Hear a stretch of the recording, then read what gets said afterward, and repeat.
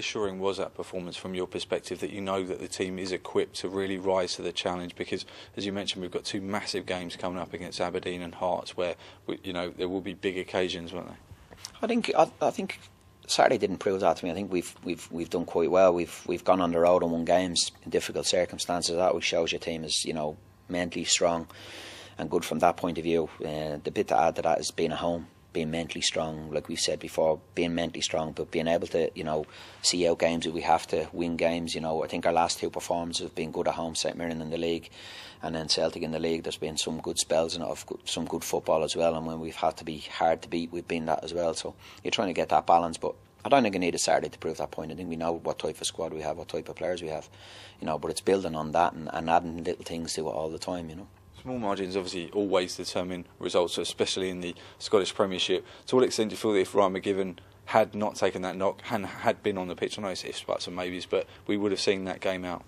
You just don't know. It's one of them things, as a manager, after you think, well, maybe we should have just made a change and got him off, but he indicated he's going to be okay, and that's more disappointing from my point of view. In fairness to Ryan, he's done his best to get back out and get playing. It was just one of them things. I thought we were having a little problem on that side. Prior to Ryan going off, we were probably giving him too much room for us, too much room. We try and get a message to send him down the line rather than let him come inside. But again, Liam was isolated a little bit when Ryan was off, and it's a fantastic finish. I mean, it's still, I know we're talking about being a man down at that stage, but he still had a hell of a lot of work to do, and he finished it really well. Ryan McGiven obviously has had his fair share of injury problems so far this season, dating back to pre-season, but that was probably his best performance of the season so far.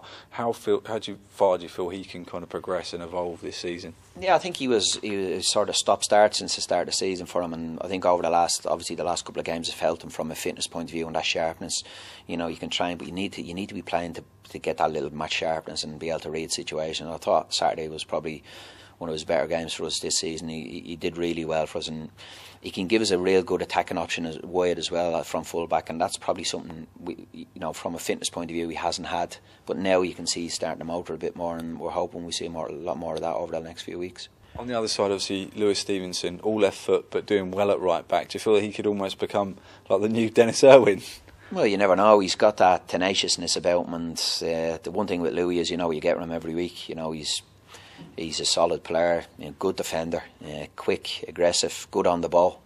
And like you said, he even though he's playing on the wrong side, he finds little ways to be able to deal with that. And I know, sometimes you lack a little bit of balance when that happens, but we are in a situation at the moment where obviously with Tim and Alan now, we missed young Fraser. Had a tough start of the season, and we're trying to build him back up and get him back in around the team. But I don't think Louis let us down in that position. And just finally, Aberdeen, what's your assessment of them as an attacking threat? I know we were quite interested, weren't we, in the boy Johnny Hayes at one stage. Noel McGinn obviously has been prolific for them as well. How can we nullify the threats posed by Aberdeen? I think what they have is they've got a real good squad as well. You look at our back fours, experience there. They've got good central midfielders, plenty of experience, and then they've got a real attacking threat up top. So we got to be careful. They've got real pace in their team as well with Hayes and McGinn, and obviously big strikers is a handful at times. But we got to make sure that we look after that. But we also got players in our team that go and cause them problems, and that's what we've got to work on. We have been working on is to make sure that we get our good players in the advanced position on the ball enough to go and cause them problems.